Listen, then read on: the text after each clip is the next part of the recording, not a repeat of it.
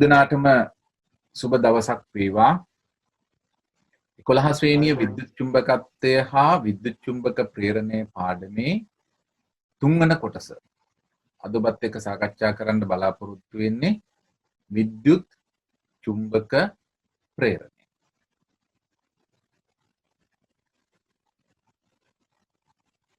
මේ තිරයේ පෙනෙන චලන රූපය ඔබට යමක් පෙන්නනවා.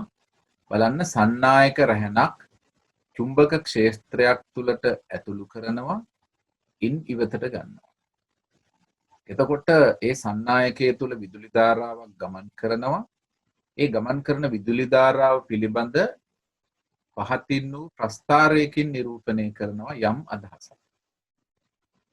එහෙනම් ඔබට පෙනෙනවා එහි ප්‍රත්‍යාවර්තක ධාරාවක් ප්‍රේරණය වන බවක් පෙන්නනවා ඉදිරියට සහ පසුපසට චලනය කරනවා. එහෙමනම් අපි මෙන්න මේ විද්‍යුත් චුම්බක ප්‍රේරණය පිළිබඳව තමයි දුවේ පුතේ අපි අද සාකච්ඡා කරන්න බලාපොරොත්තු වෙන්නේ. ඉතින් විද්‍යුත් චුම්බක ප්‍රේරණය ආදර්ශනය කිරීමට සිදු කළ හැකි ක්‍රියාකාරකමක් ඔබට පෙන්නලා තියෙනවා. ගැලනෝමීටරයක් සම්බන්ධ කරලා තියෙනවා. දඟරයක් තිබෙනවා. ඒ දඟරය තුලට චුම්බකයක් ඇතුළු කරනවා ඉවතට ගන්න. ඔබට නිරීක්ෂණය කරන්නට පුළුවන් චුම්බකය ඇතුළු කරන අවස්ථාවේදී ඉවතට ගන්න අවස්ථාවේදී පමණක් මේ ගැලනෝමීටරයේ දර්ශකය උත්ක්‍රමණය වීමක් තිබෙනවා. ඉතින් අපි බලමු පොඩ්ඩක් මේ අවස්ථා ටික වෙන වෙනම. පළමු අවස්ථාව ගත්තොත් දඟරය නිශ්චලව තියෙන. දැන් ඔබට පේනවා දඟරය නිශ්චලයි. චලනය කිරීමකට ලක් කරන්නේ චුම්බකය. ඒතර චුම්බකය දඟරය තුලට චලනය කරන විට බලන්න ගැලනෝමීටර දර්ශකය උන්න එක් පැත්තකට. ඒ කියන්නේ දකුණු දෙසට උත්ක්‍රමණය වෙනවා. චුම්බකය දඟරය තුලට චලනය කරන විට. ඊළඟට චුම්බකය දඟරය තුල නිශ්චලව තියාගෙන හිටියොත් ඔබට පේනවා දර්ශකයේ උත්ක්‍රමණයක් දකින්නට ලැබෙන්නේ නැහැ. හැබැයි අපි නැවත දර්ශකයේ ඉවතට ගන්නකොට බලන්න. චුම්බකය ඉවතට ගන්නකොට බලන්න. එහෙනම් ගැලනෝමීටරය වාමාවර්ත උත්ක්‍රමණයක් අපිට හඳුනා ගන්න පුළුවන්. චුම්බකය ඉවතට ගන්න. එහෙමනම් මෙන්න මේ අවස්ථා පිළිබඳ අපි යම් අදහසක් ගත්තොත් ඔබට පේනවා දඟරය නිශ්චලව තිබෙද්දී චුම්බකය ඇතුළු කරන අවස්ථාවේදී ඉවතට ගන්න අවස්ථාවේදී බාහිර පරිපථයක් තුල ඒ කියන්නේ දඟරය සම්බන්ධ පරිපථය තුල විද්‍යුත් ධාරාවක් ප්‍රේරණය වෙනවා කියන කරුණ. ඒ වගේම මෙහි අනිත් කාරණය චුම්බකය නිශ්චලව තියෙද්දී අපි දඟරය චලනය කරොත් මේ විදිහේ චුම්බකය දිහාවට අන්න ඒ අවස්ථාවේදී අර ගැලනෝමීටරයේ උත්ක්‍රමණයක් දකින්නට පුළුවන්. ඒ වගේම තමයි අපි දඟරය තුල චුම්බකය නිශ්චලව තියාගෙන හිටියොත් ධාරාවක් ප්‍රේරණය වෙන්නේ නැහැ. එහෙනම් බාහිර පරිපථය තුල ධාරාවක් ගමන් නොකරන බව අපිට ගැලනෝමීටරය උත්ක්‍රමණය නොවීම තුලින් ප්‍රකාශ වෙනවා. දඟරය චුම්බකයෙන් ඉවතට ගත්තොත් ඒ අවස්ථාවේදී විරුද්ධ දිශාවට ගැලනෝමීටරයේ උත්ක්‍රමණයක් අපිට දකින්න පුළුවන්. එහෙමනම් දුපුතේ මෙන්න මේ අවස්ථා දෙක. ඒ කියන්නේ දඟරය නිශ්චලව තියෙද්දි චුම්බකයක් චලනය කිරීම හෝ චුම්බකයක් නිශ්චලව තියෙද්දි දඟරයක් චලනය කිරීම. මේ අවස්ථා දෙකෙහිදී බාහිර පරිපථය තුල විදුලි ධාරාවක් ප්‍රේරණය වෙනවා. මෙන්න මේ ප්‍රේරණය වීම තමයි අපි හඳුන්වන්නේ සරලව ගත්තොත් විද්‍යුත් චුම්බක ප්‍රේරණය. එමනම් මේ විද්‍යුත් චුම්බක ප්‍රේරණය තුලින් ඇතිවන විදුලි ධාරාවේ විද්‍යුත් ගාමක බලය.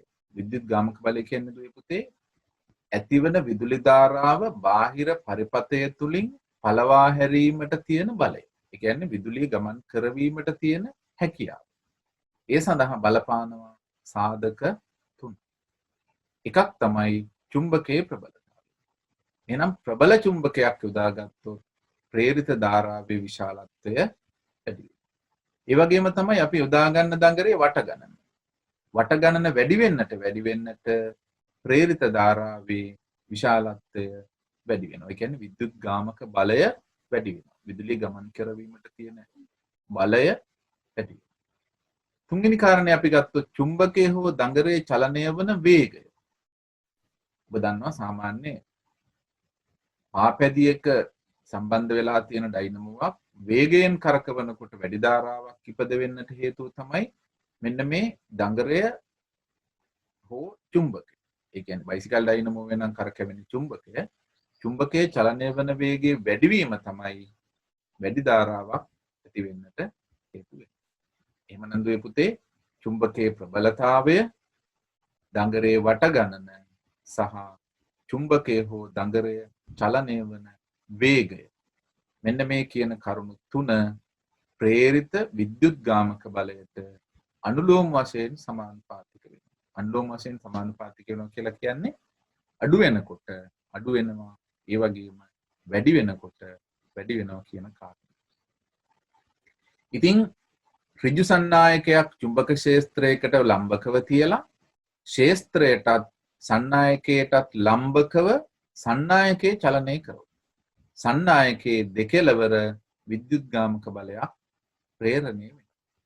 ඉතින් ඒ විද්‍යුත් ගාමක බලය ප්‍රේරණය වන දිශාව අපිට හඳුනා ගන්න පුළුවන් ෆ්ලෙමින්ගේ දකුණත් නීතිය භාවිතා කරලා. ඔබට මතක ඇති ෆ්ලෙමින්ගේ වමත් නීතිය භාවිතා කරලා අපි යම් කාරණයක් හඳුනාගත්තා. ඒ තමයි චුම්බක ක්ෂේත්‍රයක තිබෙන සන්නායකයක් මත බලය ඇතිවන දිශාව හඳුනා ගන්නට අපි යොදාගත්තේ ෆ්ලෙමින්ගේ වමත් නීතිය. දකුණත් නීතිය අපි යොදාගත්තේ එහෙමනම් ප්‍රේරිත ධාරාවේ දිශාව හඳුනා ගන්න. ඔන්න මේක සරලව මතක තියාගන්න වම මෝටරේ කියලා. කියන්නේ මෝටරයෙන් තියෙන්නේ විදුලිය දුන්නාම චලනයක් සිදු වෙනවා. එහෙනම් චලිත දිශාව හඳුනා ගන්න යොදාගන්නේ වම, දකුණ, ඩයිනමෝ. ඩයිනමෝ කියන එක සරලව කිව්වොත් ඩයිනමෝ පොඩි ළමයි කියන්නේ. එහෙනම් දකුණ ඩයිනමෝ, වම මෝටරේ කියලා ඔබ හිතාගත්තොත් මෝටරේ තිබෙන්නේ චලිත දිශාවක් හඳුනා ගැනීම, ඩයිනමෝවේ තිබෙන්නේ ධාරාවක් හඳුනා ගැනීම. එහෙනම් ඔන්න දිශාවන් දෙක පදනම් කරගන්නේ ෆ්ලෙමින්ගේ කුමන නීතියද කියන එක තේරුම් ගන්න. මොකද්ද මේ ෆ්ලෙමින්ගේ දකුණත් නීතිය? ෆ්ලෙමින්ගේ දකුණත් නීතියෙන් කියන්නේ දුපතේ අපි ඉස්සරලා කතා කරපු විදිහටම දැන් දකුණත ගන්න. දකුණත අරගෙන මහපට ඇඟිල්ල, දබර ඇඟිල්ල සහ මැද ඇඟිල්ල එකිනෙකට ලම්බකව තබාගත් විට දැන් ඔන්න මම පෙර පින්තූරේ ඔබට නැවත පෙන්නනවා මේ විදිහට මහපට ඇඟිල්ල, දබර ඇඟිල්ල සහ මැද ඇඟිල්ල එකිනෙකට ලම්බකව තියාගන්න. එකිනෙකට ලම්බකව තියාගත්තාම දබර ඇඟිල්ලෙන් පෙන්නනවා පුරුදු විදිහටම චුම්බක ක්ෂේත්‍රයේ දිශාව. මහපට ඇඟිල්ලෙන් පෙන්නනවා අපි චලිත දිශාව. එහෙනම් මැද ඇඟිල්ලෙන් පෙන්නනවා ධාරාව ගමන් කරන දිශාව. හැම වෙලේම මතක තියාගන්න මේ දිශාවන් තීරණය වෙන්නේ අපේ අතෙහි සිට ඉවතට. ඇඟිලි දිගු කරපුවාම අතෙහි සිට ඉවතට තමයි ඒ අවස්ථා තුනම හඳුනාගන්නේ අපි. ඔන්න මම නැවත ඔබට එම කරුණු ටික තිරයේ දක්නට ලැබෙන්නට සලස්සලා තියෙනවා. දකුණ අතේ මහපට ඇඟිල්ල, දබර ඇඟිල්ල සහ මැද ඇඟිල්ල එකිනෙකට ලම්බකව තියාගත්තොත් චුම්බක ක්ෂේත්‍රයේ දිශාවට දබර ඇඟිල්ලත්, චලිත දිශාවට මහපට ඇඟිල්ලත් යොමු කළොත් අපිට මැද ඇඟිල්ල යොමු වන දිශාවෙන් සන්නායකයේ තුලින් ධාරාව ගලන දිශාව දක්වනවා කියලා. ඉතින් දුවේ පුතේ අපි දැන් මෙන්න මේ නීතිය භාවිතා කරලා යම් අවස්ථාවලදී සන්නායකයේ තුලින් ධාරාව ගලන දිශාව හඳුනා ගන්නටයි ඊළඟට සූදානම් වෙන්නේ. දැන් මේ හැම අවස්ථාවකම ඔයාලා පුරුදු වෙන්න පළවෙනි පියවර ඇඟිලි තුන ලම්බකව අත තියාගන්න, දෙවන පියවර පළමු රාශිය විදිහට චුම්බක ක්ෂේත්‍රය යොදා ගන්න, දෙවන රාශිය විදිහට චලිත දිශාව යොදා ගන්න, තුන්වෙනි රාශිය විදිහට තමයි අපි යොදා ගන්නට ඕනේ ධාරාවේ දිශාව. දැන් ඔබ ඔබේ පරිගණක තිරේ හෝ එහෙම නැත්නම් දුරකථන තිරේ ඉදිරියේ ඔයාලගේ දකුණ අත මේ විදිහට තියලා බලන්න. එහෙම බැලුවොත් තමයි ඔබට පෙනෙන්නේ. අපි පන්ති කාමරේ නම් ඔබ තිරය ළඟට එක්කගෙන ගිහිල්ලා ඔබට අත තියන්න අවස්ථාව දෙන්න. දැන් මට කරන්නට වෙන්නේ ඔබට ඔතන ඉඳගෙන ඒ විදිහට අත තියන්න කියලා. කියන්න විතරයි ඔයාලා මේ විදිහට අත තියලා බලන්න. එහෙම බැලුවොත් විතරයි මේ කියන කරුණ ඔබට හොඳින් පැහැදිලි වෙන්නේ. අපි එනම් ඒ හඳුනා ගැනීමට යමු. ඔන්න පළමු අවස්ථාව මම ඔබට කිව්වා චුම්බක ක්ෂේත්‍රයේ දිශාව. දැන් ඔයාලා මේ රූපේ විදිහට ඇඟිලි තුන එකිනෙකට ලම්බකව තියාගන්න. දැන් එහෙනම් ඔන්න ඔයාලා N සිට S දක්වා මේ රූපේ පෙනෙන විදිහට මේ ඊතල චලනය වන විදිහට ඔයාලගේ දබර ඇඟිල්ල තියාගන්න. ඔන්න දැන් දබර ඇඟිල්ල උන් වෙලා තියෙන්නේ මෙන්න මේ විදිහට N සිට S දක්වා. හේතුව තමයි චුම්බකයක චුම්බක ශ්‍රාවය පවතින්නේ උත්තර ධ්‍රුවයේ ඉඳලා දක්ෂිණ ධ්‍රුවය දක්වා. ඊළඟට අපිට දක්වලා තියෙනවා මෙන්න මේ පසුබිමෙන් M අකුරෙන් මේ චලනය කරන දිශාව. ඒතකොට චලනය කරන දිශාව කොහටද පුතේ? ඉහළට. එහෙනම් ඔන්න චලිත දිශාව වෙන්නේ ඉහළට. දැන් ඔබේ මහපට ඇඟිල්ල යොමු වෙලා තියෙන්නට ඕනේ ඉහළට. දැන් මහපට ඇඟිල්ල ඉහළට යොමු වෙලා තියෙනවා. මේ විදිහටම දබර ඇඟිල්ල දකුණු දිශට යොමු වෙලා තියෙනවා. එහෙමනම් දැන් ඔයාලට පැහැදිලි වෙන්නට ඕනේ මැද ඇඟිල්ල යොමු වෙලා තියෙන්නේ කොහාටද? එහෙනම් දැන් මැද ඇඟිල්ල යොමු වෙලා තියෙන්නේ මේ ඔබ භාවිතා කරන පරිගණකය හෝ දුරකථනයේ තිරය තුලට. එහෙනම් තිරය තුලට කියලා කියන්නේ දුවේ පුතේ ධාරාව ගමන් කරන්නේ මේ විදිහට A සිට B දිශාවට තමයි ධාරාව ගමන් කරන්නේ. ඔන්න අපි දැන් තව අභ්‍යාසයකට යනවා. දැන් ඔයාලා මේ සටහනටත් අත තියන්න චුම්බක ශ්‍රාවයේ N සිට S දක්වා. එහෙනම් ඔන්න දුවේ පුතේ දැන් අත අනිත් පැත්තට හරවලා තියාගන්න ඕනේ. එතකොට N සිට ඒ කියන්නේ ඔබ දැන් ඔබේ අත යොමු වෙන්නට ඕන ඔබ ඉදිරියේ තිබෙන පරිගණකයේ හෝ දුරකථනයේ තිරයේ වම් පසට. වම් පැත්තට තමයි ඔයාලගේ ඇඟිල්ල දික් කරගෙන තියෙන්න ඕන N සිට S දක්වා මේ පේන විදිහට. දැන් එහෙනම් ඔන්න පළවෙනි අවස්ථාවට අපි අත තියාගත්තා. දෙවෙනි අවස්ථාව බලන්න. චලිතයේ ඉහළට මේ ඊතල දෙකෙන් දක්වලා තියෙන්නේ චලිතයේ ඉහළට. දැන් ඔන්න ඔබේ මහපට ඇඟිල්ල යොමු වෙලා තියෙන්නට ඕනේ ඉහළට. දැන් එහෙනම් ඔබට අවසන් උත්තරය ලැබිලා ඇති. දැන් ඔබේ මැද ඇඟිල්ල යොමු වෙලා තියෙන්නේ කොහාටද? ඔබේ මේ තිරයෙන් ඉවතට. එහෙනම් තිරයෙන් ඉවතට තමයි අපේ මැද ඇඟිල්ල යොමු වෙලා තියෙන්නේ. එහෙමනම් දුවේ පුතේ ධාරාව ගමන් කරන්නට ඕනේ මේ විදිහට B සිට A දෙසට කියන එක ඔබට තහවුරු කරගන්නට පුළුවන් වෙන්නට ඕනේ. එහෙමනම් මේ වගේ අභ්‍යාසයකදී අනිවාර්යයෙන්ම අපි අත තියලම බලන්නට ඕනේ. විභාග ප්‍රශ්න පත්‍රය ආවත් ප්‍රශ්න පත්‍රය මේ උඩ තියලා මේ කියන විදිහට අත තිබ්බහම තමයි අපිට නිවැරදිව ධාරාවේ දිශාව හඳුනා ගන්නට පුළුවන්. එහෙනම් අපි ඔන්න ඔබට තව අවස්ථාවක් දෙනවා. බලන්න චුම්බක ශ්‍රේෂ්ත්‍රය හැම විටම N සිට S දෙසට ඔන්න තියාගන්න අත. දැන් බලමු චලිතය කොහාටද කියලා. චලිතය පහළට. දැන් එහෙනම් ඔන්න මහපට ඇඟිල්ල පහළට හරවන්න. දැන් ඔබට පේනවා මහපට ඇඟිල්ල පහළට හරවනකොට ඔයාලගේ මැදගිල්ල යොමු වෙලා තියෙන්නේ කොහාටද? තිරය ඇතුළට.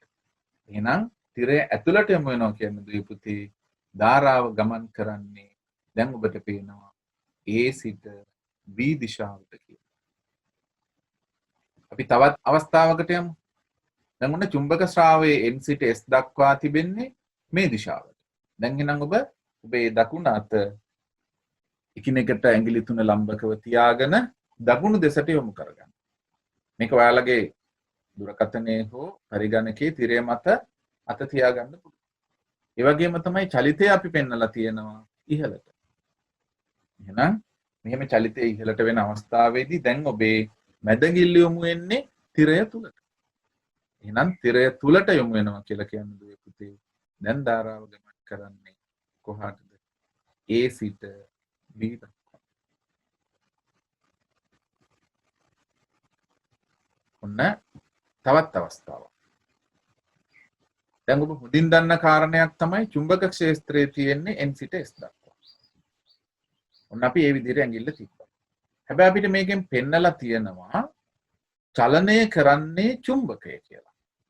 එතකොට දුවේ පුතේ අපි හැම විටම මේ නියමය යොදාගත්තේ සන්නායකයේ චලිත වන දිශාව. එහෙනම් චුම්බකය පහළට චලනය කරනවා කියලා කියන්නේ සන්නායකයේ චලනය වෙන්නේ ඉහළට. ඔන්න දැන් එහෙනම් ඔයාලගේ ලබර ඇඟිල්ල දකුණු දෙසට, මහපට ඇඟිල්ල ඉහළට. එතකොට ඔබට පේනවා ඔබේ මැදඟිල්ල යොමු වෙන්නේ තිරය තුලට. එහෙනම් මැදඟිල්ල යොමු වෙන්නේ තිරය තුලට නම් ඔබට පේනවා දැන් ධාරාව ගමන් කරන දිශාව වෙන්නට උනේ A සිට B දක්වා කියලා. ඔන්න තවත් පින්තූරයක ධාරාවේ දිශාව හොයන්නට අපි සූදානම් වෙන්නේ. බලන්න චුම්බක ශ්‍රාවයේ n සිට s දක්වා. ඊළඟට චලිතය පෙන්නලා තියෙනවා සන්නායකයේ ඉහළට චලනය කරනවා කියලා. දැන් එහෙනම් ඔබේ අත යොමු වෙලා තියෙන විදිහට දබර ඇඟිල්ල දකුණු දෙසට, n සිට s දෙසට, මහපට ඇඟිල්ල ඉහළට. එහෙනම් දැන් ඔබට පේනවා මැදඟිල්ල යොමු වෙලා තියෙන පුතේ කොහාටද? ඇතුළට. තිරය තුලට. එහෙමනම් දැන් මෙහි ධාරාව ගමන් කළ යුත්තේ A සිට B දෙසට කියන එක මම හිතන්නේ පැහැදිලි වෙනවා ඇති කියලා. මේ අවස්ථාව බලන්න. ඔන්න චුම්බක ශ්‍රාවයේ n සිට s දක්වා. දැන් ඔන්න ඔයාලා දකුණු අතේ මහපට ඇඟිල්ල දිගු කළා වම් පසට. අපිට චලිතය දක්වලා තියෙනවා ඉහළට කියලා. එහෙනම් ඔන්න ඔයාලගේ දැන් මහපට ඇඟිල්ල යොමු වෙනවා උඩට. එතකොට ඔබේ මැදඟිල්ල යොමු වෙනවා නේද තිරයෙන් ඉවතට. එහෙමනම් දැන් ඔබට කියන්නට පුළුවන් නේද මේ සන්නායකයේ තුල ධාරාව ගමන් කළ යුත්තේ B සිට A දෙසට කියලා.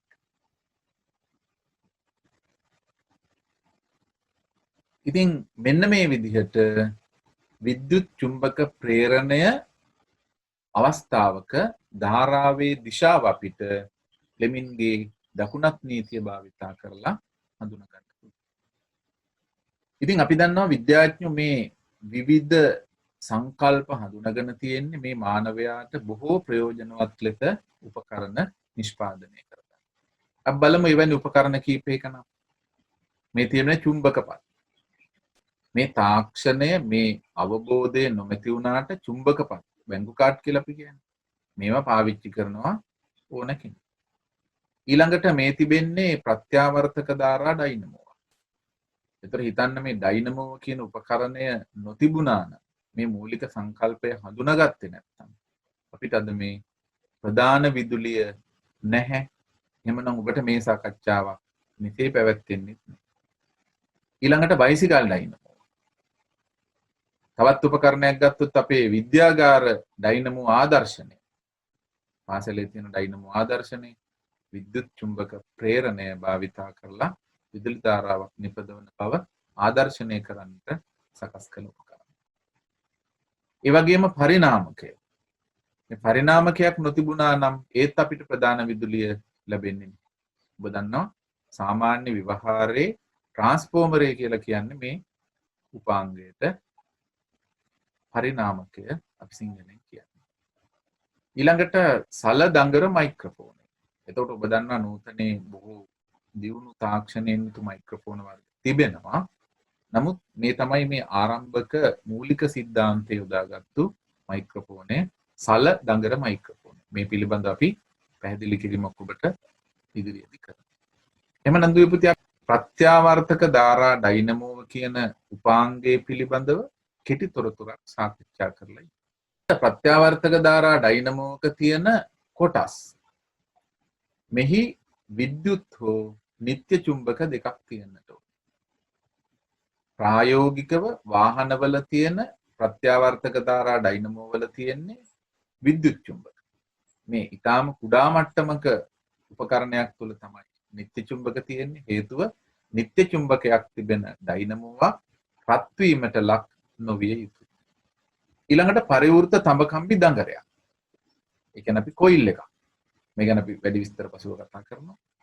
පරිවෘත තඹකම්බි දඟරයක් තියෙනවා. මේ රූප සටහනේ දඟරයෙන් එක් සන්නායක වටයක් පමණක් දක්වලා තියෙනවා. ඊළඟට මේ සන්නායකය දෙකලවර සම්බන්ධ කරලා තියෙනවා. කරකැවෙන වෘත්තාකාර එහෙම නැත්නම් සිලින්ඩරාකාර සන්නායක කොටස් දෙක. මේ සිලින්ඩරාකාර සන්නායක කොටස් දෙක තමයි පුතේ මේ පෙන්නලා තියෙන්නේ. ඒවට කියන්නේ ඇතිල්ලුම් විලි කියලා. එතකොට මේ ඇතිල්ලුම් විල්ලේ ස්පර්ශ වන කොටස් දෙකක් තියෙනවා. ඒවට සාමාන්‍ය ව්‍යවහාරයේ හඳුන්වනවා ඇතිලි කියලා. එහෙම නැත්නම් ස්පර්ශක කියලා. ඇතිලි හෝ ස්පර්ශක කියන වචනේ භාවිතා වෙනවා. මොනවටද? ඇතිල්ලුම් විල්ල හා ස්පර්ශ වන කොටසකට බොහෝ විට මේ සඳහා භාවිතා වෙන්නේ කාබන් ඇතිලි. ඉතින් චුම්බක ක්ෂේත්‍රයක් තුල භ්‍රමණය වන සන්නායක පුඩුවක ධාරාවක් ප්‍රේරණය කර ගැනීම ප්‍රත්‍යාවර්තක ඩයිනමෝ මගින් සිදු කරන ලබයි.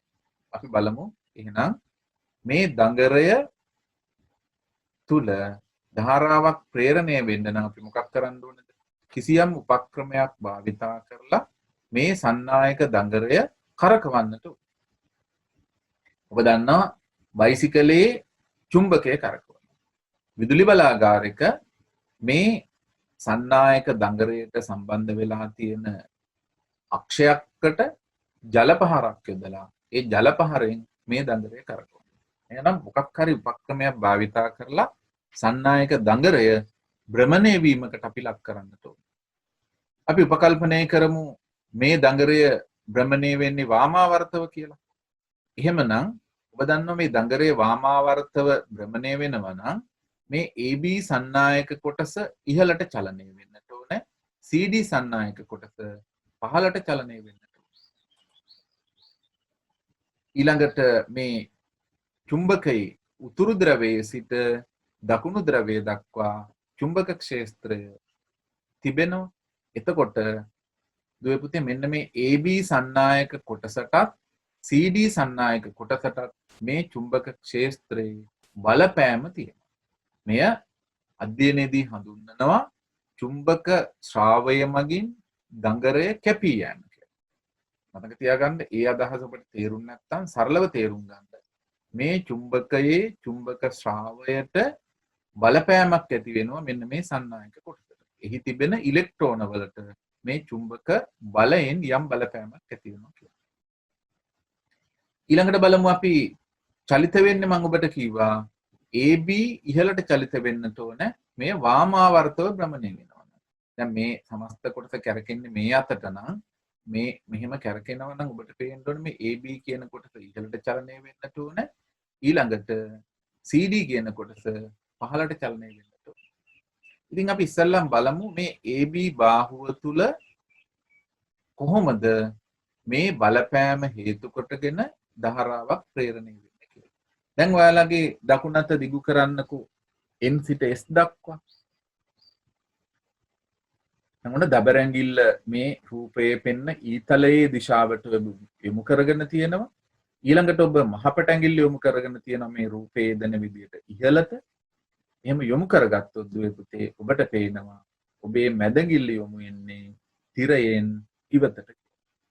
එහෙනම් තිරයෙන් ඉවතට කියන්නේ මෙන්න මේ විදිහට A සිට B දෙසට තමයි මේ සන්නායක කොටසේ ධාරාවක් ප්‍රේරණය වෙන්නේ. එහෙම නැත්නම් AB සන්නායක බාහුව මත ධාරාව ප්‍රේරණය වෙන්නේ A සිට B දෙසට. ඉතින් අපි බලමු එහෙම ප්‍රේරණය වෙනවා නම් AB බාහුව තුලින් ධාරාව ගලන්නේ A සිට B දිශාවට කියලා. ඉතින් මේ විදිහටම ඔබට CD සන්නායක බාහුව ගත්තොත් මේ CD කියන බාහුව සලකන්න මේ CD බාහුව චලිත වෙන්නේ පහළට කියලා මම ඔබට කිව්වා. අපි එහෙනම් බලමු ෆ්ලෙමින්ගේ දකුණත් නීතිය භාවිතා කරලා CD තුල ධාරාව ගමන් කරන්නේ කොයි දිශාවටද කියලා. එහෙනම් පුරුදු විදිහටම චුම්බක ක්ෂේත්‍රයේ සිට S දක්වා තියන්න දකුණත් ඒ දබරැඟිල්ල වම් දෙසට. චලිත වෙන්නට ඕන මම කිව්වා ඔබට බාහුව චලිත වෙන්නේ පහළට කියලා. එහෙනම් ඔන්න බාහුව චලිත වෙනවා පහළට. දැන් ඔන්න ඔයාලගේ මහපට ඇඟිල්ල යොමු පහළට. දැන් දුවේ පුතේ ඔබේ මැදගිල්ල යොමු වෙලා තියෙන්නේ කොහටද බලන්න. ඔබේ මැදගිල්ල යොමු වෙලා තියෙන්නේ තිරය තුලට. දැන් ඔන්න එහෙනම් C සිට D දෙසට තමයි CD බාහුව තුලින් ධාරාවක් ගමන් කරන්නේ. දැන් එහෙනම් අපි හඳුනාගත්තා AB බාහුව තුල ධාරාව ගමන් කරන්නේ A සිට B දෙසට, CD බාහුව තුල ධාරාව ගමන් කරන්නේ C සිට D දෙසට.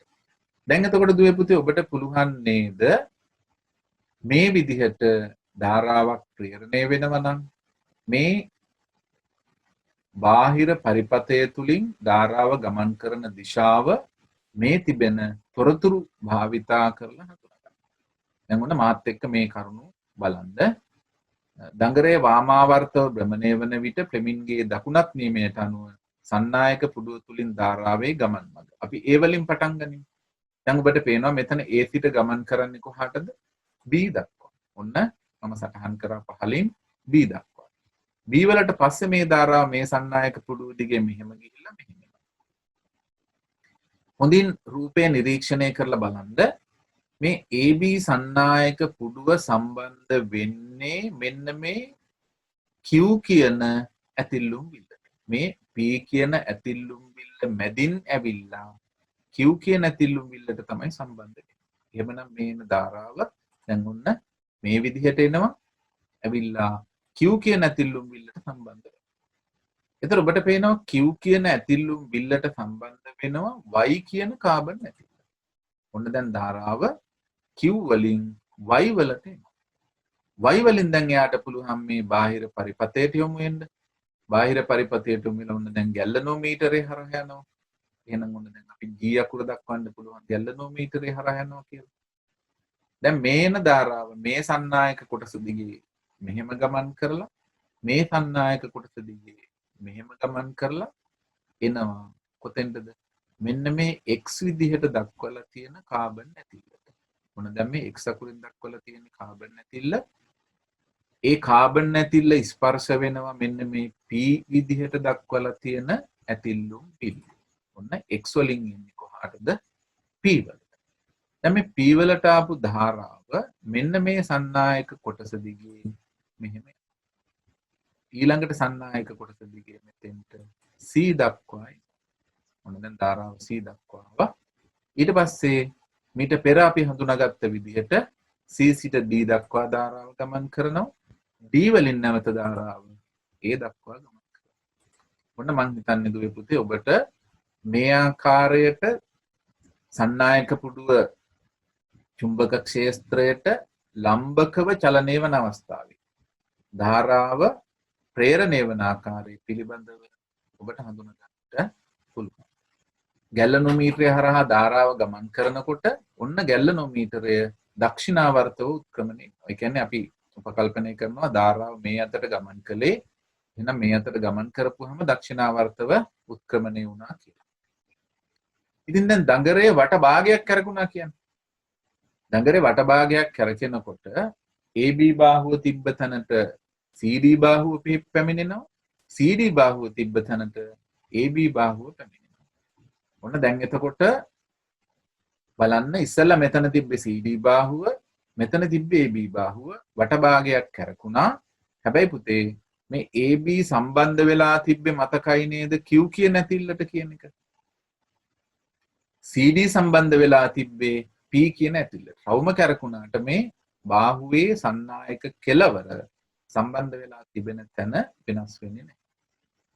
ඔන්න අපි දැන් බලමු අර විදිහටම චුම්බක ක්ෂේත්‍රයේ N සිට S දක්වා ඔන්න තියාගන්න දකුණු අතේ දබරැඟිල්ල මේ වම් පසට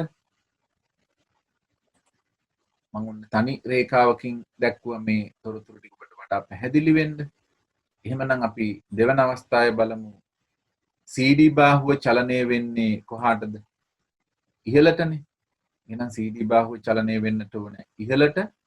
ඉහළට චලනය වෙනවා නම් දැන් ඔබේ දකුණු අතේ දබර ඇඟිල්ල වම් පසට එන් සිට S දක්වා ඔබේ මහපට ඇඟිල්ල ඉහළට එහෙනම් ඔබේ මැදඟිල්ල යොමු වෙලා තියෙන්නට ඕන තිරයෙන් ඉවතට. එහෙනම් තිරයෙන් ඉවතට යොමු වෙනවා නම් මේ විදිහට ධාරාව D සිට C දිශාවට තමයි ගමන් කරන්නේ. ඔන්න එහෙනම් චුම්බක ක්ෂේත්‍රයේ බලපෑම නිසා ABCD සන්නායක දංගරේ CD බාහුව මත ධාරාවක් ප්‍රේරණය වෙනවා. කුමන දිශාවටද? D සිට C දිශාවට. ඊළඟට අපි බලමු AB බාහුව මත ධාරාව ප්‍රේරණය වෙන්නේ කොහොමද කියලා. ඔන්න දැන් එහෙනම් එතෙන්ට අත තියාගන්න N සිට S දක්වා චුම්බක ක්ෂේත්‍රය තිබෙනවා. ඊළඟට අපි පැහැදිලි කරා මේ දඟරේ කරකැවෙන්නේ වාමාවර්තව. වාමාවර්තව භ්‍රමණය වෙනවා නම් AB බාහුවේ චලිතය සිදු වෙන්නට ඕන පහළට. ඔන්න දුවේ දැන් ඔබේ දබර ඇඟිල්ල යොමු වෙනවා N සිට S දක්වා චලිතය පහළට. එහෙනම් දැන් ඔයාලගේ මැද ඇඟිල්ල යොමු වෙන්නට ඕන තිරය තුලට. එහෙනම් තිරය තුලට චලිත වෙනවා කියන්නේ ප්‍රේරිත ධාරාව ගමන් කරන්නේ B සිට A දිශට. ඔන්න දැන් අපි අවස්ථා දෙකෙහිම ධාරාව ගමන් කරන ආකාරය හඳුනාගත්තා. එහෙමනම් AB බාහුව තුලින් ධාරාව ගමන් කරන්නේ BA දිශාවට. CD බාහුව තුලින් ධාරාව ගමන් කළේ DC දිශාවට. දැන් එහෙනම් ඔන්න අපි මේ විදිහටත් ධාරාව ගමන් කරන ආකාරය A වලින් නම් බලමු. දැන් ඔන්න A වලින් නම් ධාරාව මෙහෙම යන ධාරාවක් නම් යන්න ඕනේ. මේ විදිහට ගිහිල්ලා D දක්වා. හරිද? D දක්වා ධාරාව ගමන් කරන්නට ඕනේ. අපි ඊළඟට බලමු D වලින් පස්සේ යන්නට ඕනේ C වලට. C වලින් පස්සේ යන්නේ කොහාටද? C වලින් පස්සේ ගමන් කරනවා මේ විදිහට මෙන්න මේ P කියන ඇතිල්ලුම් බිල්ලට. ඒ ඇතිල්ලුම් බිල්ලෙන් පස්සේ ඊට සම්බන්ධ කරලා තියෙන X කියන කාබන් ඇතිල්ලට. X කියන කාබන් ඇතිල්ලෙන් පස්සේ එන්න මේ සන්නායකයේ දිගේ මේ විදිහට ඉවතට එනවා. මෙහෙම දැන් යන්න පුළුවන්. ගැලනෝමීටරය හරහා යන්න පුළුවන්. එහෙනම් අපි මෙතෙන්ට ගැලනෝමීටරය දක්වමු. ඊළඟට සන්නායකයේ තුලින් මෙහාට ගමන් කරනවා. ඊට පස්සේ මෙන්න මේ Y කියලා අකුරෙන් දක්වලා තියෙන කාබන් ඇතිල්ල දක්වා මේ විදුලි ධාරාව පැමිණෙනවා. ඊට පස්සේ Y සම්බන්ධ කරලා තියෙන්නේ Q කියන ඇතිල්ලුම් බිල්ලට. Q ඇතිල්ලුම් බිල්ල ඔබට පේනවා මේ සටහන සම්බන්ධ වෙන්නේ මේ විදිහට AB බා. එහෙමනම් ඒ සන්නායක කොටස මත ගමන් කරන ධාරාව මේ විදිහට ගමන් කරලා සම්පූර්ණ පරිපතයක් සම්පූර්ණ වෙනවා. දැන් ඔන්න ඔබට මේ විදිහට ධාරාව ගමන් කරන ආකාරය පිළිබඳව හඳුනා ගන්නට පුළුවන්. එමනම් දුවේ පුතේ එතකොට ගැලනෝමීටරයේ උත්ක්‍රමණය වෙන්නේ වාමාවර්ත. ඒ කියන්නේ දැන් ධාරාව ගමන් කළේ ගැලනෝමීටරය හරහා මෙහෙම වම් පසට. ඉස්සල අවස්ථාවේ ධාරාව ගමන් කරේ දකුණු අසට.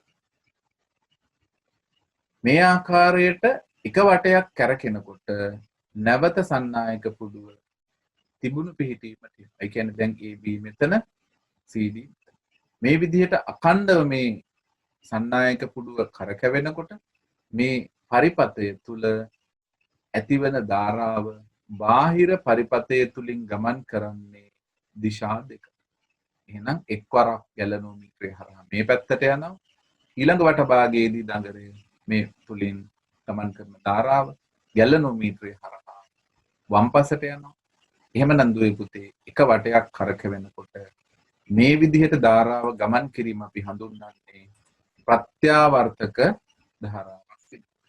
එහෙනම් මේ ආකාරයට පුඩුව චුම්බක ක්ෂේත්‍රයක් තුල භ්‍රමණය වෙනකොට අපි කියනවා ප්‍රත්‍යාවර්තක ධාරාවක් ප්‍රේරණය වෙනවා කියලා.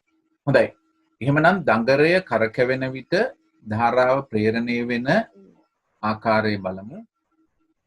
මේ සඳහා චුම්බක ක්ෂේත්‍රය චලිත දිශාවට ලම්බකව තියෙන්නට ඕන.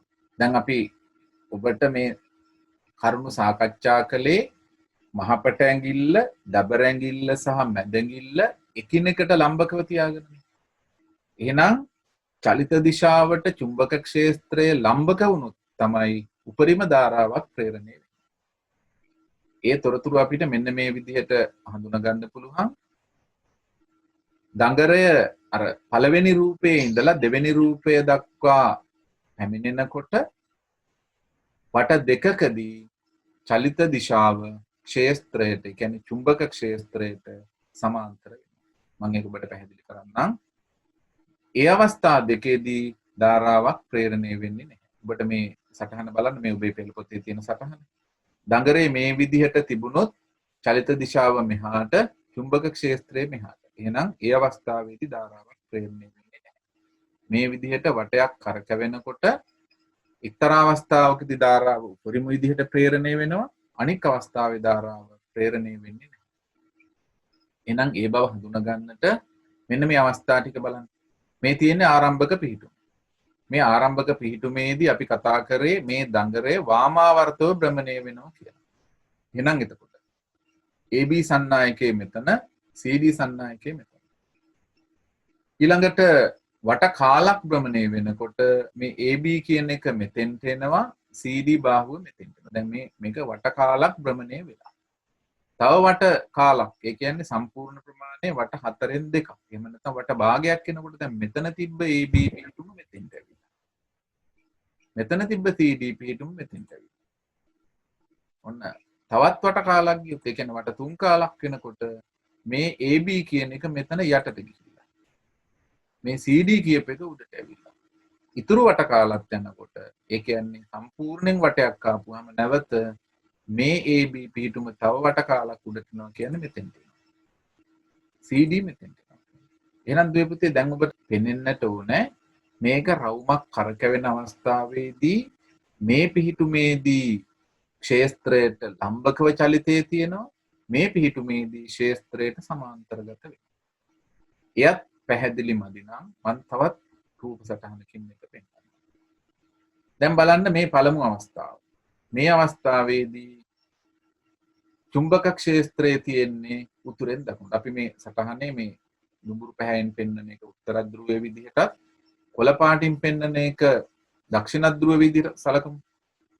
එහෙනම් චුම්බක ක්ෂේත්‍රයේ මෙහාට තියෙන්නේ. දැන් මේ දඟරයේ කරකෙන්නේ වාමාවර්ත නම් මේ AB බාහුව චලනය වෙන්නට ඕන ඉහළට, CD බාහුව චලනය වෙන්නට ඕන පහළට. ඔන්න බලන්න මේ වෙලාවේ චලනය වෙනවා නම් සිදුවෙන විදිහ. දැන් එතකොට ඔබට පේනවා චුම්බක ක්ෂේත්‍රයේ මේ පැත්තට, චලිතය ඉහළට. එහෙනම් මේ අවස්ථාවේදී චුම්බක ක්ෂේත්‍රයට චලිත දිශාව ලම්බකයි. ඒ නිසා මෙහි ප්‍රේරණය වන ධාරාව උපරිම අගයක් පෙන්වනවා. මේ අවස්ථාවවලදී ලැබෙන උපරිම අවස්ථාව අපිට පෙන්වනවා. ඔන්න දැන් වට කාලක් භ්‍රමණය වුණා. මෙන්න මෙතෙන්ට AB ආවා. චුම්බක ක්ෂේත්‍රයේ ඒ විදිහටමයි. හැබැයි දුවේ පුතේ දැන් මෙතනදී වාමාවර්ත භ්‍රමණය වෙනවා නම් මේ දඟරිය දැන් මේ පැත්තට චලනය වෙන්නට ඕන. මේ CD බාහුව චලනය වෙන්නට ඕන මේ පැත්තට. දැන් ඔබට පේනවා චුම්බක ක්ෂේත්‍රයට චලිත දිශාව සමාන්තරයි. එහෙනම් සමාන්තර අවස්ථාවේදී ධාරාවක් ප්‍රේරණය වෙන්නේ නැහැ. එහෙනම් ප්‍රේරිත ධාරාව අවමගයක් නිසා ඔබට එය මේ ආකාරයට ප්‍රස්ථාරක නිරූපණයකින් පෙන්වන්න පුළුවන්. මේක ක්‍රමයෙන් තමයි අඩු වෙන්නේ. ඒ කියන්නේ මේක ක්‍රමයෙන් කරකින්නේ. දැන් අපි බලමු ආර අවස්ථාවට පැමිණෙනකොට මොකද වෙන්නේ කියලා. චුම්බක ක්ෂේත්‍රයේ උතුරෙන් දකුණට තියෙනවා. දැන් AB සන්නායකයේ මෙතෙන්ට ආවනේ. මෙතන තියෙන AB සන්නායකයේ පහළට චලනය වෙනවා. මෙතන CD සන්නායකයේ ඉහළට චලනය වෙනවා. දැන් එතකොට ඔබට පෙනෙන්නට ඕන මේ අවස්ථාවේදී චුම්බක ක්ෂේත්‍රයට චලිත දිශාව ලම්බකයි.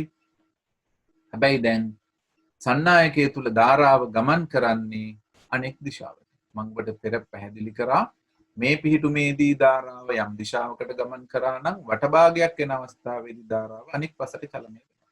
එහෙනම් ප්‍රත්‍යාවර්තක ධාරාවේ එම කොටස අපි දක්වන්නේ මේ විදිහට ප්‍රස්ථාරක නිරූපණය. එහෙනම් මෙතන බිඳුව දැන් උපරිමයි, හැබැයි දිශාව ප්‍රතිවිරුද්ධයි. අපි දන්නවා දෛශික රාශියක් ප්‍රස්ථාරක නිරූපණයකදී එක දිශාවක් ධනාක්ෂය තුලත් අනෙක් දිශාව ඍණාක්ෂය තුලත් අපිට නිරූපණය කරන්න පුළුවන් කියලා. අපි බලමු S අවස්ථාවට එනකොට මොකද වෙන්නේ? චුම්බක ක්ෂේත්‍රය උතුරෙන් දකුණට. චුම්බක ක්ෂේත්‍රය වෙනස් වෙන්නේ නැහැනේ. චලනය වෙන්නේ දඟරේ පමණයි. දැන් ඔබට මතකයි මේ මම කළු පැහැති ඊතලයේ දැම්මේ සෑම විටම AB සන්නායක කොටස. එහෙනම් මේ දැන් AB බාහුව ඇවිල්ලා තියෙන්නේ යටට. ඔන්න දැන් AB බාහුවේ චලිතය මේ දිශාවට. එහෙමනම් වාමාවර්ත නිසා CD බාහුවේ චලිතය මේ දිශාවට. දැන් ඔබට මෙන්න මේ අවස්ථාවෙත් පෙනෙනවා චුම්බක ක්ෂේත්‍රයට චලිත දිශාව සමාන්තරයි. එහෙනම් දුවේ පුතේ මේ අවස්ථාවේදී ධාරාවක් ප්‍රේරණය වෙන්නේ නැහැ. ඊළඟට නැවත T කියලා දක්වලා තියෙන්නේ ඇත්තටම P අවස්ථාවම. අපි බලමු ඒ වෙලාවේ මොකද වෙන්න ඕනේ කියලා. ඔන්න චුම්බක ක්ෂේත්‍රය මේ විදිහට උතුරෙන් දකුණට. දැන් අපි කිව්වා මෙතෙන්ට ඇවිල්ලා තියෙනවා දැන් මේ යටින් දක්වම කළු පාටි තලෙන් දැක්කුවේ AB සන්නායක කොටස. දැන් ඔන්න AB සන්නායක කොටස මෙතෙන්ට ඇවිල්ලා. දැන් ඒ වාමාවර්තව භ්‍රමණය වෙනවා කියලා කියන්නේ මෙය චලනය විය යුත්තේ ඉතලට. ඒ වගේම මේ සන්නායක කොට CD බාහුව දැන් චලිත විය යුත්තේ පහළට. එහෙමනම් ඔබට පේනවා මේ අවස්ථාවේදී නැවත ලම්බකයි. ඒ කියන්නේ ඇත්තටම දුවේ පුතේ මේ පළවෙනි අවස්ථාවනේ. දැන් නැවත වටයක් කරකුණා කියලා කියන්නේ. එහෙමනම් ඔන්න දැන් ඔබට පේනවා ප්‍රේරිත ධාරාව නැවත අනික් දිශාවට උපරිමයි. දැන් එහෙමනම් මේ P අවස්ථාවේදී ධාරාව ගමන් කළේ මේ බාහිර පරිපතයෙන් දකුණු දෙසට නම් මේ අවස්ථාවේදී ධාරාව ගමන් කරන්නේ වම් පසට. මෙන්න මේ අවස්ථා පහ සැලකුවොත් ඔබට එක වටයක භ්‍රමණය තමයි මම මේ පැහැදිලි කරේ. එහෙමනම් ඔබට දුවේ පුතේ පේන්නට ඕන එක වටයක් කරකැවෙනකොට අවස්ථා දෙකකදී චුම්බක ක්ෂේත්‍රයට චලිත දිශාව ලම්බක වෙනවා. මෙන්න මේ අවස්ථා දෙකේ. ඒ වගේම මේ අවස්ථා දෙකේදී Q සහ R කියන අවස්ථා දෙකේදී චුම්බක ක්ෂේත්‍රය චලිත දිශාවට සමාන්තරයි. ලම්බක අවස්ථාවේදී උපරිම ධාරාවක් ප්‍රේරණය වෙනවා. සමාන්තර අවස්ථාවේදී අවම ධාරාවක් ප්‍රේරණය වෙන්නේ. ඒ කියන්නේ ප්‍රේරණය වෙන්නේ නැහැ. මෙන්න මේ අවස්ථාවේ සිට මේ අවස්ථාව දක්වා වෙනස් වෙනකොට ධාරාව ක්‍රමිකව අඩු වෙනවා. ශුන්‍ය වෙනවා. මේ අවස්ථාවෙන් Q වලින් R වලට යනකොට ධාරාව නැවත ක්‍රමිකව වැඩි වෙලා R වලදී උපරිම වෙනවා. R වල සිට නැවත S දක්වා යනකොට ධාරාව ක්‍රමිකව අඩු වෙනවා. S බවට පත් වෙනවා. S අවස්ථාවෙන් පස්සේ ධාරාව නැවත ක්‍රමිකව වැඩි වෙලා උපරිම බවට පත් වෙනවා. එමනම් ඔන්න දුවේ පුතේ මේ විදිහට තමයි මේ ප්‍රත්‍යාවර්තක ධාරා ඩයිනමෝවා අඛණ්ඩව කරකැවෙනකොට ඇති වෙන්නේ ප්‍රත්‍යාවර්තක ධාරාවක්. ඒ ප්‍රත්‍යාවර්තක ධාරාව මෙන්න මේ විදිහ සටහනකින් අපි නිරූපණය කරන්නේ මෙන්න මේ කරුණ හේතු කරගෙන. ඔයාලගේ වැඩ පොතේ මෙන්න මේ වගුව මේ ආකාරයට සම්බන්ධ කරගන්න පුළුවන්. නැවත වරක් ඔබට මේකේ චල රූපයක් විදිහට බලන්න පුළුවන්. එතකොට මේ තියෙන්නේ මේ විදිහට යොදාගත්තු මූලික ඇටවුම. එතකොට මෙහි ක්‍රියාකාරීත්වය සිදු වෙන්නේ විද්‍යුත් චුම්බක ප්‍රේරණ මූලධර්මය පදනම් කරගෙන. එහෙමනම් ප්‍රත්‍යාවර්තක ධාරා ඩයිනමෝ කොටස් ටික තමයි මේ දක්වලා තියෙන්නේ. ඔයාලා ඉගෙන ගත්ත විදිහට ABCD වලින් දක්වලා තියෙන ආමේචරය. මේ තියෙන්නේ මේක කරකවන්න දාගන්න හැඩලය. අපට මේ වීඩියෝ එකේ නම් මේ දඟරේ කරකැවෙන්නේ දක්ෂිනාවර්තව. ඒකේ ගැටලුවක් නැහැ. එහෙත් අර විදිහම අවස්ථා හතර තියෙනවා. ඔන්න චුම්බක ද්‍රව දෙක. මේ තමයි ඇතිල්ලුම් විලි. අපට හොඳට පේනවා ඇතිල්ලුම් විලි දෙකට සම්බන්ධ වෙලා තියෙනවා කාබන් ඇතිලි දෙකක්. මේවා. මේ තියෙන කාබන් ඇතිලි දෙක. එතකොට මේක අඛණ්ඩව කරකැවෙද්දි මේ කාබන් ඇතිලි වල ස්පර්ශ වෙනවා. දෙකලවර සම්බන්ධ කරලා තියෙනවා බාහිර පරිපථයේ ගැලනෝමීටරයක්. ඒ ගැලනෝමීටරය මගින් අපිට හඳුනා ගන්න පුළුවන් ධාරාවේ ආකාරය. දැන් ඔබ නිරීක්ෂණය කරන්න මේ විදිහට දක්ෂිනාවර්තව කරකැවෙනකොට චුම්බක ක්ෂේත්‍රයේ උතුරින් දකුණට හෙදෙනවා. දැන් අවස්ථා දෙකෙහිදී ධාරාව චුම්බක ක්ෂේත්‍රයේ සන්නායක දඟරේ කැපී යනවා. ඒ අවස්ථාවේදී මේ විදිහට ගැල්ලනෝමීටරයේ දෙපසට උත්ක්‍රමණය වෙනවා. දැන් මේ කරුණු ටික මම ඔබට ඉස්සෙල්ලා පියවරෙන් පියවර පැහැදිලි කළ නිසා මේ ඔබට හඳුනා ගන්නට පුළුවන් ඇති කියලා මම හිතනවා. එහෙනම් මෙසේ නිපදවන ධාරාව අපි හඳුන්වන්නේ ප්‍රත්‍යාවර්තක ධාරාවක් කියලා. දැන් බලන්න මෙන්න මේ අවස්ථාව. චුම්බක ක්ෂේත්‍රයේ n සිට s දක්වා චලිත දිශාව මේක දක්ෂිනාවර්තව චලනය වෙනවා නම් ඔබට පේනවා මේ අවස්ථාවේදී මේ චලිත විය යුත්තේ මෙහෙම. එහෙනම් මේ අවස්ථාවේදී සමාන්තරයි. එහෙනම් ඒ අවස්ථාවේ ධාරාවක් ප්‍රේරණය වෙන්නේ නැහැ. මෙන්න මෙතෙන්ට එනකොට භාගයක් ආවා. ඔන්න දැන් වට භාගයක් ආවා. මේ තියෙන්නේ ඊළඟ වට භාගය. ඔන්න මේ අවස්ථාවේ තමයි ධාරාව උපරිම. මෙන්න මේ අවස්ථාවේ ධාරාවක් ප්‍රේරණය වෙන්නේ නැහැ. දැන් මම මේ කියපු කරුණ ඔබ මේ සටහනත් එක්ක බලන්න මේ හරියට මේක ලම්බක අවස්ථාවේ. කියන්නේ මෙන්න මේ වෙලාවේ චලිතය සමාන්තර වෙනකොට ගැලනෝමීටරයේ දර්ශකයේ බිඳුව වෙලා තියෙනවා.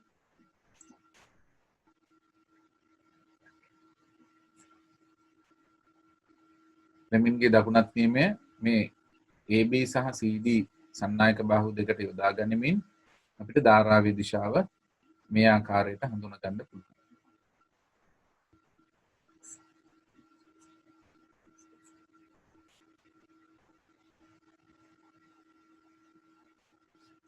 බලමු මේක ප්‍රත්‍යාවර්තක ධාරාවක් වෙන්නේ කොහොමද කියලා. මොන මේ අවස්ථාවේ මෙහෙම කරකැවෙනකොට එක රවුමක් ගැන සලකන්නකො.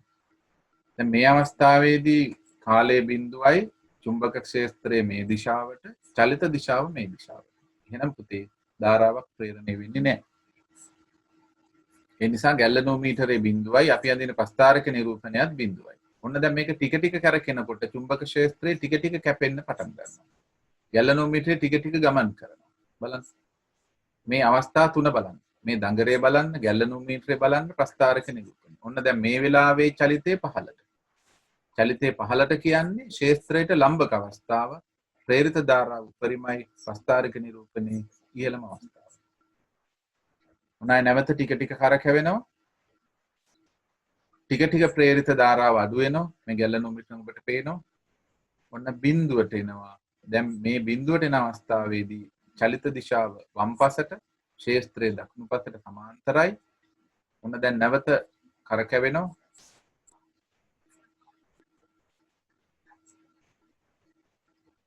ඔන්න මේ අවස්ථාවේ තමයි නැවත ඉහළට ලම්බක වෙන්නේ. උපරිම ධාරාව ප්‍රේරණය වෙන්නේ. දිශාව මාරු වෙලා ඔබට ඉස්සෙල්ලා පෙන්වුවේ මෙතන මේ පැත්තේ තියෙද්දි මේ ඉහළම ලක්ෂය ගත්තේ. දැන් ඉහළම ලක්ෂයේදී මේ පැත්ත. ඔන්න දැන් නැවත ටික ටික කරකැවෙනවා. නැවත AB පළමු පිහිටුමට පැමිණෙනකොට නැවත චුම්බක ක්ෂේත්‍රයට චලිත දිශාව සමාන්තරගත වෙනවා. ඒ අවස්ථාවේදී ධාරාවක් ප්‍රේරණය වෙන්නේ නැහැ. අපි ඊළඟට දෙවනුවට සාකච්ඡා කරන්න බලාපොරොත්තු වෙනවා සලදඟර මයික්‍රොෆෝනය ගැන. ඔන්න සලදඟර මයික්‍රොෆෝනයේ ඉස්සෙල්ලාම මේකේ තියෙන කොටස් ටික හඳුනා ගනිමු. මේ තියෙන්නේ චුම්බක දෙකක්. මේ එකම චුම්බකය මේ වෘත්තාකාර චුම්බකයක්. මේ ඔබට මේ එකම චුම්බකයේ උතුරු දකුණ වෙන නම් පෙන්නලා තියෙනවා. ඊළඟට මේ දඟරයක් ඔතලා තියෙන මේ ඔතලා තියෙන සන්නායක දඟරය මේ සටහනේ මේ කුඩා තිත් වගේ පේන්නේ මේ සන්නායකේ හරස් කඩක්. ඒතකොට මේ මෙහෙම වටේටම දඟරේ තියෙනවා. මේ විදිහට තියෙන දඟරය හරස් කඩක් විදිහට ගත්තාම තමයි ඔබට මේ තිත් වගේ පේන්නේ. ඒතර ඔයාලා දන්නා මයික්‍රොෆෝන් එක ඉදිරිපස තියෙන කොටසක් චලනය වන ප්‍රාචීරයක්. අපි කතා කරනකොට මෙන්න මේ චලනය වන ප්‍රාචීරය හෙල්ලෙනවා. ඉතින් බලමු කොහොමද මේ මයික්‍රොෆෝන් එකකින් ප්‍රත්‍යාවර්තක ධාරාවක් ප්‍රේරණය වෙන්නේ. මේක ඊටාම සරල සිද්ධියක්. කොච්චර සරලද කිව්වොත් බලන්න. කතා කරනකොට අපේ හඬ ප්‍රාචීරයට යොමු වෙනවා. එහෙනම් ප්‍රාචීරයේ ඒ හින්දා මොකක් වෙනවද? හෙල්ලෙනවා. ඒ කියන්නේ කම්පණය වෙනවා.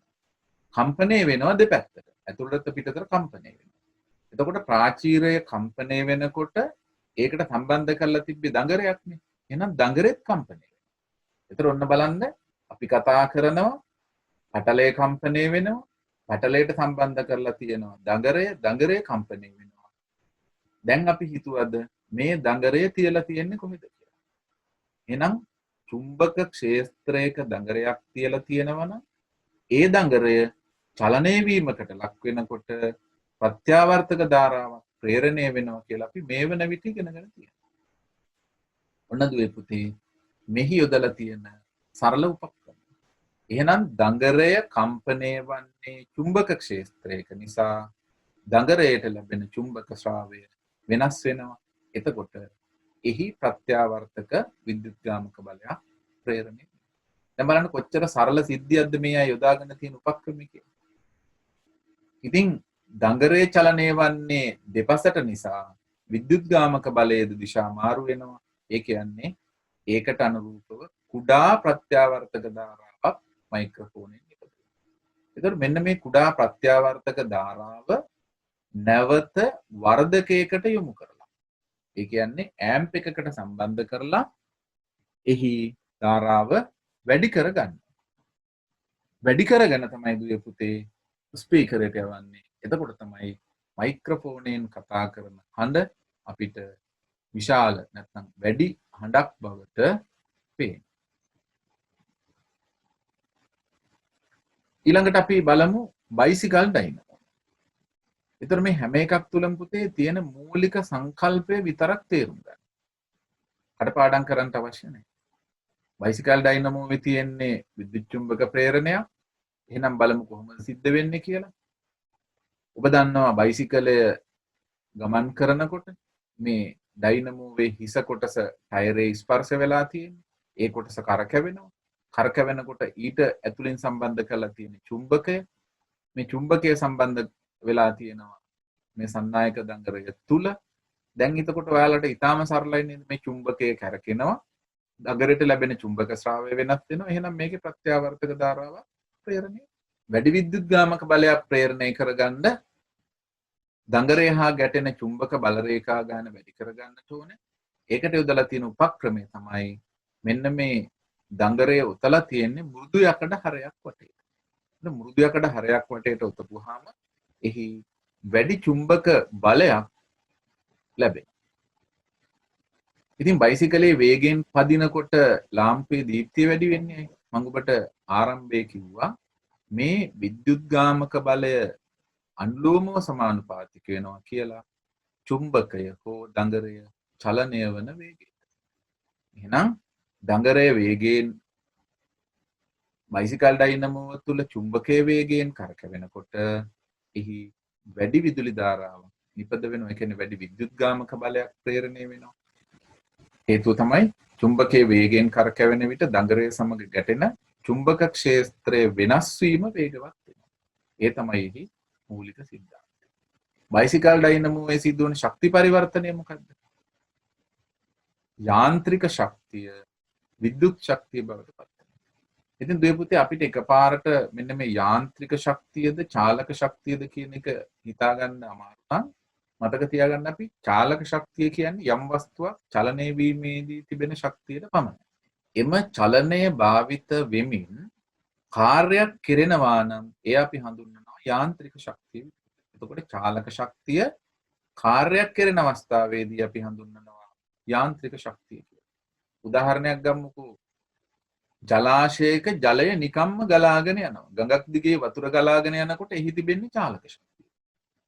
හැබැයි අපි ඒ ගලාගෙන යන ජලය පළබමරයක් කරකවන්නට යොදා ගන්නකොට අපි කියනවා එතනදි කියන්න පුළුවන් ඒ ජලයේ චාලක ශක්තිය යාන්ත්‍රික ශක්තිය බවට පරිවර්තනය වෙනවා කියලා. ඒ කියන්නේ කාර්යයක් සිදු වෙනවා නම් එහිදී එය චාලක ශක්තිය අපි යාන්ත්‍රික ශක්තිය විදිහට හඳුන්වනවා.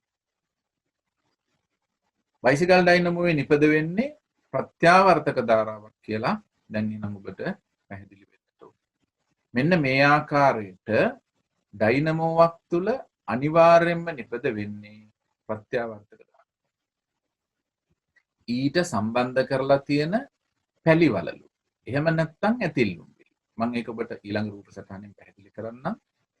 යෙදෙන ආකාරය අනුව අපිට සරල ධාරාවක් හෝ ප්‍රත්‍යාවර්තක ධාරාවක් හෝ බාහිර පරිපථයට ලබා ගන්න පුළුවන්. මෙන්න අවස්ථා දෙක. ඔබට මේ පළවෙනි සටහන බලන්න. ඒ පළවෙනි සටහන තුල තිබෙන්නේ දඟරය භ්‍රමණය වන විට ඇතිලි දෙක. ඇතිලි කියලා කියන්නේ මෙන්න මේ බ්‍රෂ් වලට. ඇතිලි දෙක පැලිවලලු දෙකේ මාරුවෙන් මාරුවට ගෑවෙනවා. මේ පැලිවලල්ලක් කියන්නේ පුතේ මේ සන්නායක වලල්ල දෙකට පරලා තියෙනවා. එහෙනම් පලන ලද සන්නායක වලල්ල පැලිවලල්ල. එහෙනම් ඔන්න පැලිවලල්ල මේ ඇතිල්ලි ගෑවෙනවා. මේ අවස්ථාවේ මේක වටේ කැරකෙනකොට මේ මෙහෙම ගෑවිලා මෙතනින් ඉවරලා නැවත ඊළඟ පැලිවලල්ල ගෑවෙන්න පටන් ගන්නවා. අන්න එහෙම තිබෙනවා නම් මේ බාහිර පරිපතය තුල ගමන් කරන්නේ සරල දාර. ඒ වගේම පුතේ ඔබට පේනවා මේ සටහන. මේ සටහන ඊට වඩා වෙනස්. මොකක්ද? මේ සටහනේ තියෙන්නේ පැලිවලල්ලක් නෙමෙයි සම්පූර්ණ වලලු දෙකක්. ඒකට මෙවැනි වලලු අපි හඳුන්වනවා ඇතිල්ලුම් විලි කියලා. මේ ඇතිල්ලුම් විල්ලක් සෑම විටම එකම කාබන් ඇතිල්ලක තමයි ස්පර්ශ වෙලා තියෙන්නේ. එතකොට දඟරය භ්‍රමණය වන විට යම් ඇතිල්ලක එකම ඇතිල්ලුම් විල්ල අඛණ්ඩව ස්පර්ශ වෙලා තිබෙනවා නම් එහිදී ප්‍රත්‍යාවර්තක ධාරාවක් තමයි ප්‍රේරණය වෙන්නේ. මෙන්න මේ සරල සිද්ධියෙන් පමණක් ඔබ ප්‍රත්‍යාවර්තක ධාරාව ප්‍රේරණය වෙන්නේ ප්‍රත්‍යාවර්තක ධාරාවක් බාහිර පරිපතේ ලබා ගන්න පුළුවන් සරල ධාරාවක්ද නැත්නම් ප්‍රත්‍යාවර්තක ධාරාවක්ද කියන එක තේරුම් ගන්නට උත්සාහ කරන්න. ඉතින් සරල ධාරාවක් කියන්නේ මොකද්ද? ඒක අපි කොහොමද ප්‍රස්ථාරයකින් නිරූපණය කරන්නේ? සරල ධාරාවක් කියන්නේ දුවේ පුතේ කාලය සමග ධාරාව ගලන දිශාව වෙනස් නොවන ධාරාව. එය අපිට බොහෝ විට සරලව මේ විදිහට හඳුන්වන්න පුළුවන්. කාලය සමග ධාරාව ගලන දිශාව වෙනස් වෙන්නේ නැහැ. ඔබට මේ තිරයේ දිස්වන ප්‍රස්ථාරයේ ධාරාවේ විශාලත්වය වෙනස් වෙන්නේ නැහැ. හැබැයි හොඳට මතක තියාගන්න මේක එක් අක්ෂයක පමණක් ප්‍රස්ථාරික නිරූපණයෙන් තිබීම ප්‍රමාණවත් සරල ධාරාවක් වෙනවා. ඔයාලගේ පෙළ පොතේ තිබෙන අභ්‍යාසය බලන්න මම ඔබට අභ්‍යාසය තව ටිකකින් පෙන්නන්නම්. ඊළඟ ප්‍රත්‍යාවර්තක ධාරාවක් කියන්නේ කාලය සමග ධාරාව ගලන දිශාව වෙනස් වෙනවා. එය ප්‍රස්ථාරික නිරූපණයේදී අපි ධන අක්ෂය සහ ඍණ අක්ෂය කියන අක්ෂ දෙකේම භාවිතා කරනවා. එහෙනම් ධන අක්ෂයේ ඍණ අක්ෂයේ ප්‍රස්ථාරික නිරූපණය සඳහන් වෙනවා නම් එහි දැක්වෙන්නේ ප්‍රත්‍යාවර්තක ධාරාව. ඔන්න ඔයාලගේ පෙළ පොතේ තියෙන අභ්‍යාසය බලන්නකෝ. දැන් ඔන්න පළවෙනි ප්‍රස්ථාරය. දැන් මෙහි තිබෙන්නේ විචලනය වන. හැබැයි පුතේ මේක සරල ධාරාවක්. ඇයි ඒ? ප්‍රස්ථාරයේ මෙම ධාරාව පවතින්නේ එක අක්ෂයක පමණයි. දැන් ඔන්න දෙවෙනි ප්‍රස්ථාරයට මම යනවා. මම ඔබට එක්කෙනෙකුට අවස්ථාවක් දෙනවා කියන්න මේ දෙවෙනි ප්‍රස්ථාරය තුල තිබෙන්නේ සරල ධාරාවක්ද ප්‍රත්‍යාවර්තක ධාරාවක්ද කියන්නේ? සරල ධාරාව. සරල ධාරාවක්. ඒකට හේතුව තමයි එක අක්ෂයක පමණක් මේ තිබෙන නිසා එය සරල ධාරාවක්. ඔන්න තව කෙනෙකුට ඉස්සලා කියපු කෙනා කියන්න එපා. තවත් කෙනෙකුට අවස්ථාව දෙමු අපි. මෙන්න මේ C අක්ෂරයෙන් දක්වලා තිබෙන ප්‍රස්ථාරයේ තිබෙන්නේ සරල ධාරාවක්ද නැත්නම් ප්‍රත්‍යාවර්තක ධාරාවක්? ප්‍රත්‍යාවර්තක ධාරාව. ඔව්. ප්‍රත්‍යාවර්තක ධාරාව. හේතුව මෙය ප්‍රස්ථාරික නිරූපණයේදී ධන අක්ෂයත් ඍණ අක්ෂයත් කියන අක්ෂ දෙකේම සඳහන් වෙනවා. අපි D ප්‍රස්ථාරයේ තව කෙනෙකුට අවස්ථාව දෙමු. ප්‍රත්‍යාවර්තක ධාරාව. සරල ධාරාව. සරල ධාරාව. ඔව්. ඔන්න දැන් උත්තර කීපයක් ආවත් බලමු උත්තරේ මොකක්ද කියලා. එය සරල ධාරාව. මතක තියාගන්න පුතේ මේ ප්‍රස්ථාරයේ තිබෙන එක අක්ෂයක පමණයි. හරි? එහෙනම් අපි බලමු E එක කියපු නැති වෙන කෙනෙක් කතා කරලා කියන්න. E ප්‍රස්ථාරයෙන් දැක්වෙන ප්‍රත්‍යාවර්තක ධාරාව. ඔව්. ප්‍රත්‍යාවර්තක ධාරාව. ඊට හේතුව තමයි මෙය ධන සහ ඍණ අක්ෂ දෙකේම නිරූපණය. එහෙමනම් දුවේ පුතේ අන්තිම එක අපි අපේ දුවේකට ආරාධනා කරමු. සියලු දෙනා එකගයිද ප්‍රත්‍යාවර්තක ධාරාවට? සරල ධාරාව. ප්‍රත්‍යාවර්තක ධාරාව අන්නේ ඒක එක අක්ෂයක විතරනේ තියෙන්නේ. එහෙනම් සරල ධාරාව. හේතුව මේ තිබෙන්නේ ඍණ අක්ෂය පමණයි. ඔන්න එහෙනම් මතක තියාගන්න සරල ධාරාව හෝ ප්‍රත්‍යාවර්තක ධාරාව අපි තීරණය කරන්නේ එය දැක්වෙන අක්ෂය පදනම් කරගෙන පමණයි. ඒ රේඛාව සරල රේඛාවක් නම් සරල ධාරාව ඒකාකාරයි කියන එක අපිට කියන්න පුළුවන්. එහෙම නැත්නම් ඒකාකාර නැහැ කියන එකයි ඉන් අදහස් වෙන්නේ. හොඳයි දුවේ පුතේ. අපි මේ විදිහට තුන්වෙනි ප්‍රශ්නෙට යමු. ගැල්ලනෝමීටරයක් තුලින් එයට දැරිය හැකි තරමේ සරල ධාරාවක් හා ප්‍රත්‍යාවර්තක ධාරාවක් ගලා යාමේදී ගැල්ලනෝමීටරයේ උත්ක්‍රමණය එකිනෙකින් වෙනස් වන්නේ කෙසේද? ඒ කියන්නේ ගැල්ලනෝමීටරයක් කියන්නේ ඉතා කුඩා ධාරාවක් ගමන් කරන උපාංගයක්. එහෙනම් සරල ධාරාවේදී සහ ප්‍රත්‍යාවර්තක ධාරාවේදී ගැල්ලනෝමීටර උත්ක්‍රමණය දක්වන්නේ කොහොමද කියලා බලමු. අපි ප්‍රත්‍යාවර්තක ධාරා සපයීමක් සම්බන්ධ කළොත් ගැල්ලනෝමීටරයකට. එහි දර්ශකය මෙන්න මේ විදිහට දෙපසට වේගයෙන් උත්ක්‍රමණය. මේක අපි පන්ති කාමරේ පරීක්ෂණාත්මකව කළ යුතු දෙයක්. ඉලෙක්ට්‍රොනික විද්‍යාව දැන් මේ වසරේ අපිට ඒ අවස්ථා නොලැබුණු නිසා ඔබට පාසල් ගිය අවස්ථාවකදී මේ පාඩම පාසලේ සාකච්ඡා කරනකොට මේ නිරීක්ෂණ බලන්න පුළුවන්.